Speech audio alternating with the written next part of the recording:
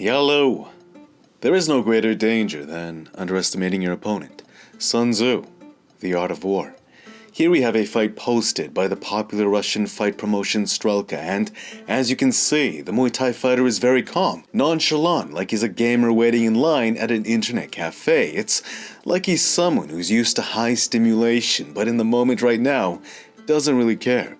Now, there are two things you could assume from this disposition. He's either a tourist who blew everything at the casino and is right now might be taking a dive to make funds back for a flight home, or he's dangerous, really dangerous. He's seen this world countless times. This is just another walk in the park for him. What's really going on here? What does his disposition really communicate? Sometimes your best vantage point comes when your opponent does not know what to expect, or even better, they make an assumption of what to expect that is not necessarily congruent with reality. From there, you take them by surprise. This here, the Thai tap. The moment you see this, you're likely in trouble. The lead foot tapping sometimes used to drag the back foot in between in order to cover space, or just preemptively stay ready for low kicks.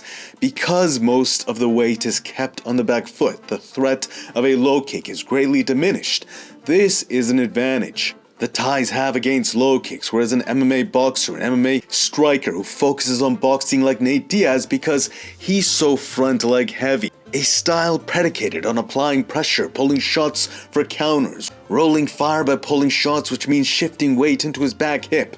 The moment someone like Rafael dos Anjos comes in and blasts that lead leg, because striking comes from the ground up. In that moment, Nate Diaz loses his striking. When Rafael dos Anjos blasts him off his weight, he can't distribute that weight.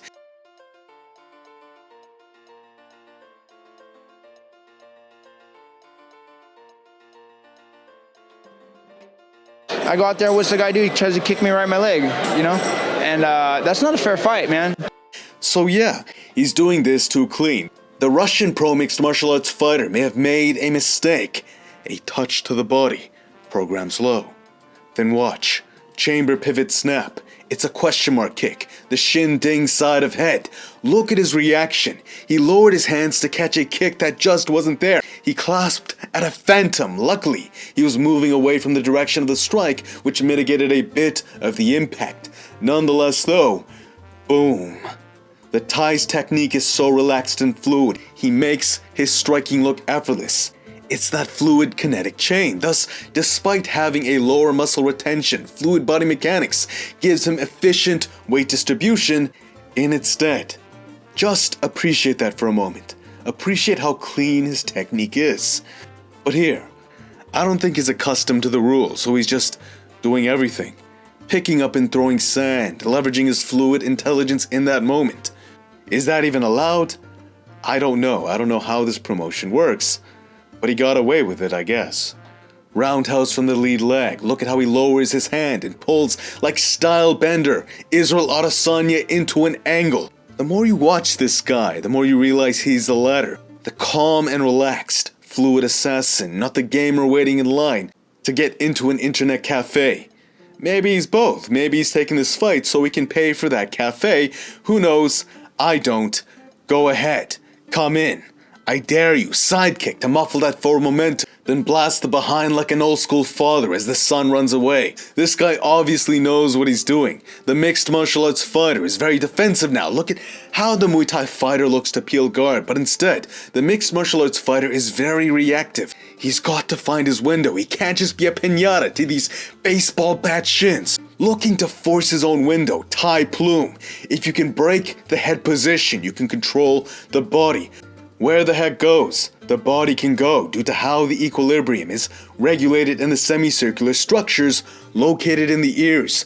Where the head goes, the body will go. Thus, if you can control the body using the head, you can make it very difficult for your opponent to distribute weight, the strike effectively. From there, he's just waiting to have it broken up. With all these kicks, both high and low, the Thai mixes it up. Touching with the lead, in comes a shot from hands down, which makes the tighter shot from the backhand hard to see coming up until it is too late. The mixed martial arts fighter, he eats it clean. Note how also when the Thai turns his hip into the punch, he also incorporates a slight slip to take his head just a bit off axis. This slightly increases the weight of the punch, but also incorporates a defensive mechanic into the strike. From there, instantly he shells possible follow-up out of reflex despite distributing bodyweight clean. Boom! The mixed martial arts fighter is getting desperate. What was once a pinata to the rangy baseball bat shins is now transitioning to sending shots clean. He's getting the mixed martial arts fighter to eat cracks clean from his hands as well. He needs to find another way in front of his people. He's getting toyed with by this gamer. Is he a gamer? I don't know, but winding up, trying to find his shot. Just watch. The post helps roll the shot. The Thai is loaded deep into his hips against the Russian's recovery. Against his collision, the mixed martial arts fighter. Right now he's completely out of position, completely out of balance. Boom. He's the one who ate the haymaker. All against his own forward momentum. Who is this guy? Look at him shell fire, then drop his hands into a pull counter like Terence Crawford or Canelo Alvarez. Definitely, the sand is messing with his overall timing, but clearly, if that factor was not there contributing to a slight delay, a lot of these shots would have been much more dangerous. This shot here would have connected much cleaner if it weren't for that slight delay. Kick to the glute. While the mixed martial arts fighter is off balance, then, well, I don't think the Thai is well adjusted to the rules. Thus, from there, the fight ends.